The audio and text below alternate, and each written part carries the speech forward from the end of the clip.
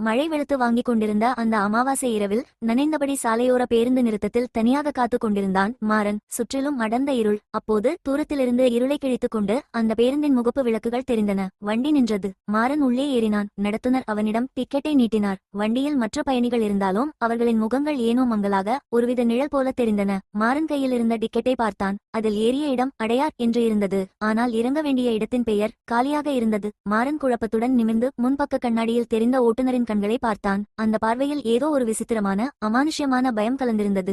மழையின் சத்தமும் வண்டியின் அசைவும் மாறனை அறியாமல் அவனை தூக்கத்தில் ஆழ்த்தியது. திடீரென்று ஒரு நிசப்தம், காதை அடைக்கும் அமைதி. மாறன் திடுக்கிட்டு விழித்தான். வண்டி நடுவழியில் இருட்டில் உறைந்து போய் நின்றிருந்தது. உள்ளே இருந்த பயணிகள் யாரும் இல்லை. சீட்டுகள் அனைத்தும் காலியாக கிடந்தன. பயத்தில் வண்டியை விட்டு அவசர அவசரமாக வெளியே குதித்தான். அவன் நின்றது ஒரு பாழடைந்த எரிந்து சாம்பலாகி கிடந்த பேருந்து பணிமனையில். டீப்போ சுற்றிலும் பனிமூட்டம். உடைந்த கருகிய பேருந்துகள் பேய் போல நின்றிருந்தன. கையில் இருந்த டார்ச் லைட்டை அடித்துக்கொண்டே மாறன் பயத்துடன் நடந்தான். அப்போது அங்கே கருகிய ஒரு சுவரில் கிழிந்த பழைய தமிழ் நாளிதழ் ஒன்று ஒட்டப்பட்டிருந்ததை கண்டான். டார்ச் வெளிச்சத்தை அதன் மேல் திருப்பினான். நடுக்கத்துடன் அந்த தலைப்பை வாசித்தான். 11 மணி பஸ் விபத்து, அனைத்து பயணிகளும் உயிரிழப்பு. அதிர்ச்சியில் மாறனின் ரத்தம் உறைந்தது. அப்படியானால் நான் என்று அவன் நினைக்கும் போதே பின்னால் ஒரு சலசலப்பு கேட்டது. மெதுவாக திரும்பி பார்த்தான். அந்த பாழடைந்த பேருந்தின் வாசலில் கருகிய உடம்போடும் சாம்பல் படிந்த காக்கி சட்டையோடும் அதே நடத்துனர் நின்றிருந்தார். முகம் முழுக்க ஒரு விகாரமான அமானுஷ்யமான சிரிப்பு. அவர் மாறனை பார்த்து விசித்திரமான குரலில் கிசுகிசுத்தார். ஏன் வெளியே இறங்கினி? இன்று கடைசி ஸ்டாப்பில் இறங்காதேன்னு சொன்னேன்ல. அவர் சொல்லி முடித்த அடுத்த நொடி